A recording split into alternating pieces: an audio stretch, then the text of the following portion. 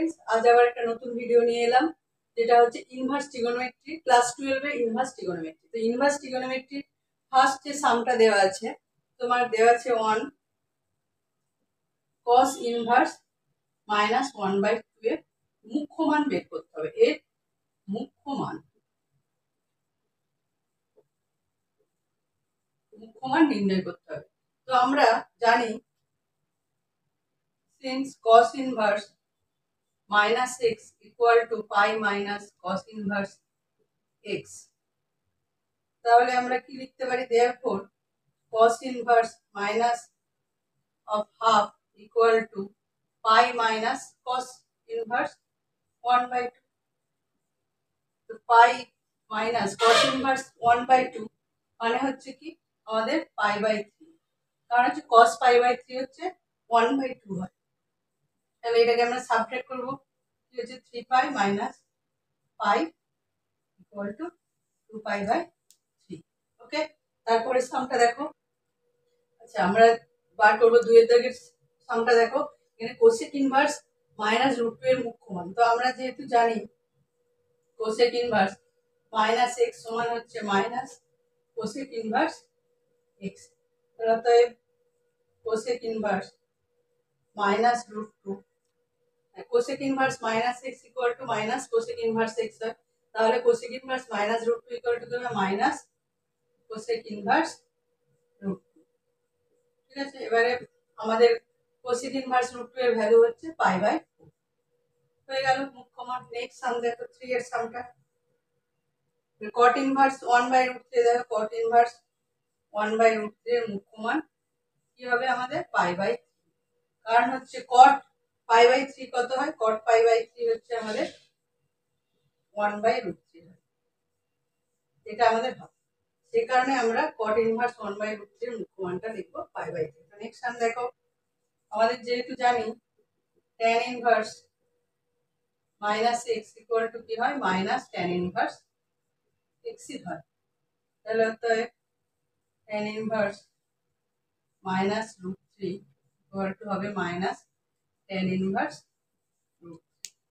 Equal to minus tan inverse tan inverse √3 মানে হচ্ছে pi/3 হয়ে গেল। এটা হচ্ছে মুখ্য মান। নেক্সট সাম দেখো, যেহেতু দেখো এটার ফর্মুলা আছে, যেহেতু cot inverse -x equal two কি হয় আমাদের পাই মাইনাস cot ইনভার্স x, তাহলে therefore cot inverse -1/√3 equal to হবে পাই মাইনাস cot ইনভার্স 1/√3। তাহলে আমাদের পাই মাইনাস cot ইনভার্স 1/√3 মানে কি আমাদের pi/3। তাহলে আমরা যদি এটা বিয়োগ করি তাহলে পেয়ে যাব 2 pi/3 হয়ে গেল। সাধারণ মান বের করতে গেলে আমাদের কিন্তু অবশ্যই মুখ্য মানটা বের করতেই হবে। তো প্রথমে দেখো sin ইনভার্স √3/2 এর মুখ্য মানটা কত? এর মুখ্য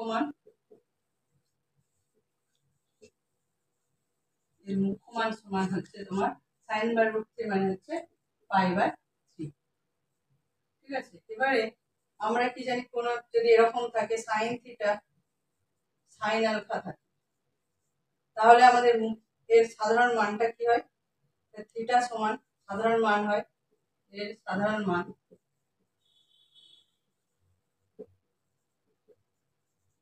হয় theta equal to n pi plus -1 whole to the power n alpha, যেখানে nটা হচ্ছে ইন্টিজার। তাহলে therefore আমাদের এখানে এই মুখ্য মান বের করতে হবে। sin ইনভার্স √3/2 এর সাধারণ মান হবে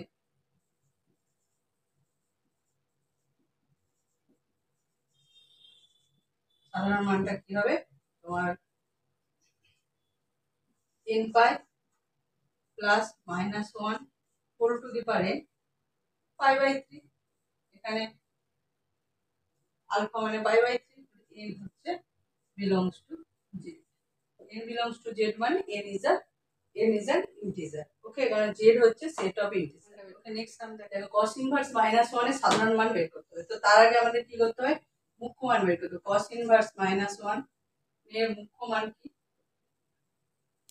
এর মুখ্য মানটা হচ্ছে তোমার পাই মাইনাস কস ইনভার্স 1। তো কস ইনভার্স 1 মানে কি 0, এটা হয়ে গেল পাই। এবারে আমাদের সাধারণ মান বের করব। এর সাধারণ মান যদি আমরা ক্লাস 11 এ করেছিলাম cos থিটা ইকুয়াল টু যদি cos আলফা হয়, তাহলে থিটা হচ্ছে কি হবে 2n pi plus minus alpha. এনটা যেখানে ইন্টিজার, এন হচ্ছে ইন্টিজার। তো এখানেও সেরকম cos ইনভার্স -1 এর সাধারণ মান তাহলে কি হবে? cos ইনভার্স -1 এর সাধারণ মান হবে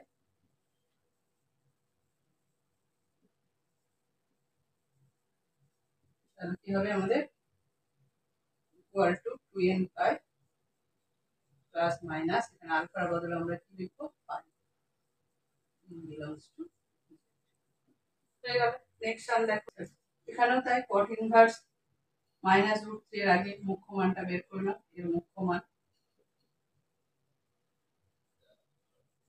মানটা কি হবে পাই মাইনাস cot ইনভার্স √3।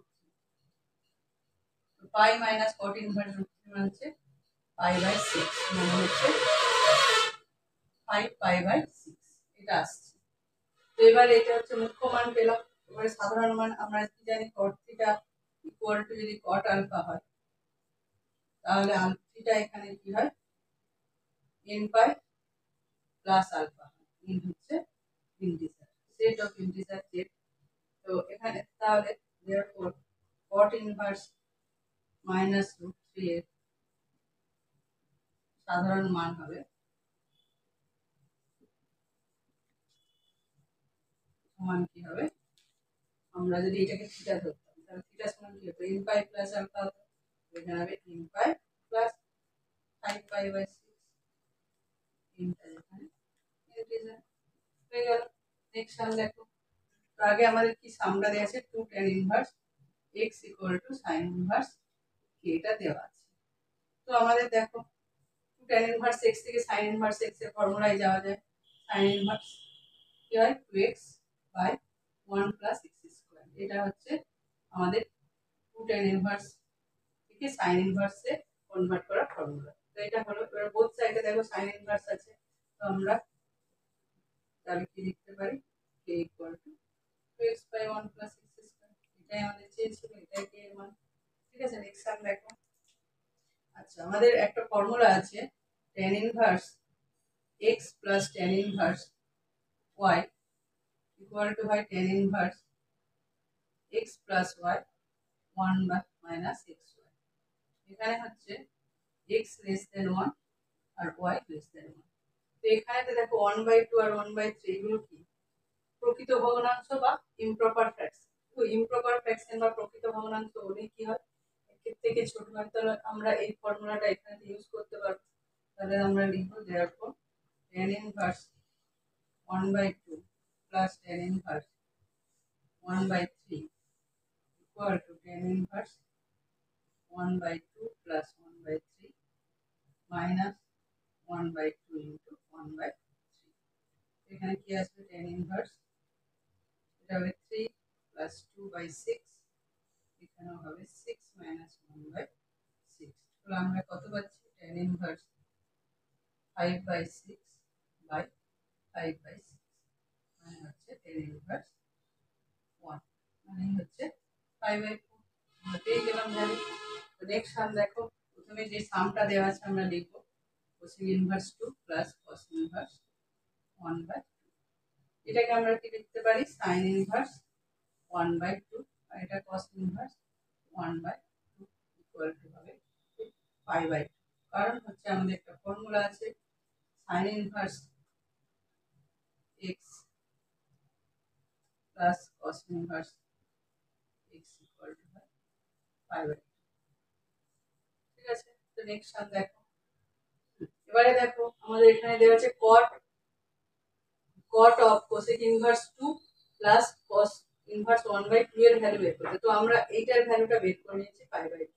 তাহলে আমাদের এখানে কি লিখবো cot π/2 লিখবো। cot π/2 মানে হচ্ছে cos π/2 বাই sin π/2। তো cos π/2 কি হয় 0 হয় আর sin π/2 1 হয়, তো 0/1 সমান জিরো হয়ে গেল। এটা আমাদের বের করতে দিয়েছিল। নেক্সট সাম দেখো। আচ্ছা, প্রথমে আমি যেটা সামটা দেওয়া আছে এর মান বের করতে হবে। তো এটাকে আমি লিখতে পারি cos inverse 1/2 plus sin inverse 1/2। এটাকে আমি একসাথে রাখছি, আর একটা sin ইনভার্স 2 কে 1/2 কে আলাদা করে দিচ্ছি। তো এখানটা দেখো ভ্যালু কত হবে, π/2 প্লাস sin ইনভার্স 1/2। কেন এটা হলো, সিন্স আমরা কি জানি sin inverse x plus cos inverse x equal to π/2। সেটা এখানে হয়েছে। তো π/2 এটা হলো, আর sin ইনভার্স 1/2 মানে হচ্ছে π/6। তো আমাদের 6 কিভাবে লসাগু, 3π প্লাস π ইকুয়াল টু 4π/6 মানে হচ্ছে π/3। তো নেক্সট সাম দেখো, এখানে যেটা দেওয়া আছে আগে sec inverse x equal two দেওয়া আছে আমাদের cosec ইনভার্স y দেওয়া আছে। তো আমরা sec ইনভার্স x টাকে লিখতে পারি cos ইনভার্স 1/x লিখতে পারি, আর এটাকে লিখতে পারি sin ইনভার্স 1/1।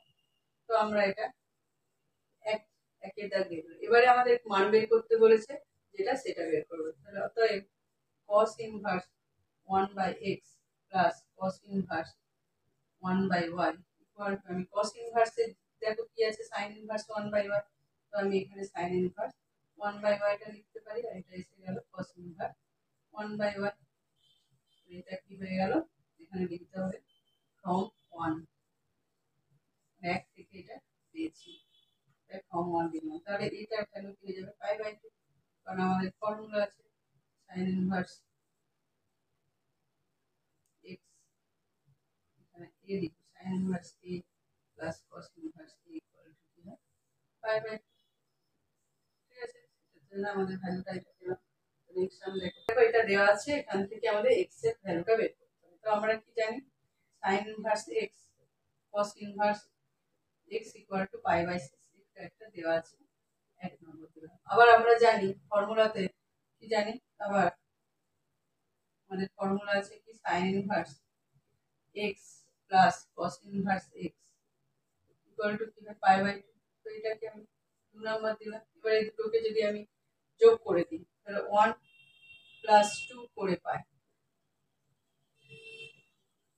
যদি আমি এই দুটোকে যোগ করি, দেখো cos inverse x cos inverse কেটে যাচ্ছে, তাহলে আমরা কি পেয়ে যাচ্ছি 2 sin inverse x equal to π/6 plus π/2 পাচ্ছি, π/2।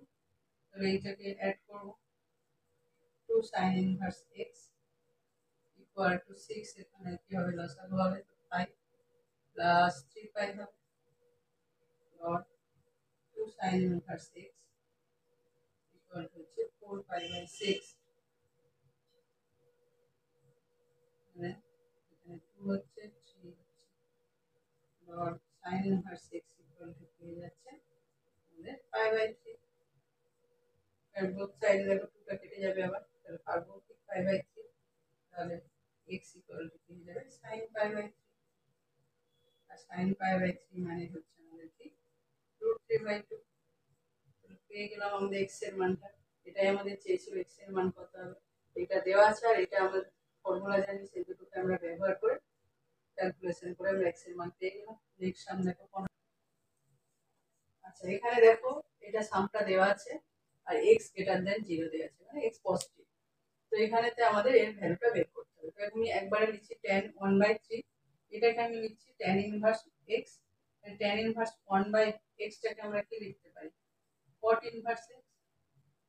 ঠিক আছে, তাহলে এখানে কি হয়ে গেল tan 1/3, এটার মান হচ্ছে π/2, কারণ আমাদের এটা ফর্মুলা দেওয়া আছে tan inverse x plus cot inverse x এর ফর্মুলাতে আমরা পাই π/2। তাহলে এটা কি পাচ্ছি tan π/6, tan π/6 মানে হচ্ছে 1/√3 হয়ে গেল। তো আজ এই ভিডিওতে তোমাদের 15টা সাম করে দিলাম, বাকি সামগুলো আমি পরের ভিডিওতে করবো।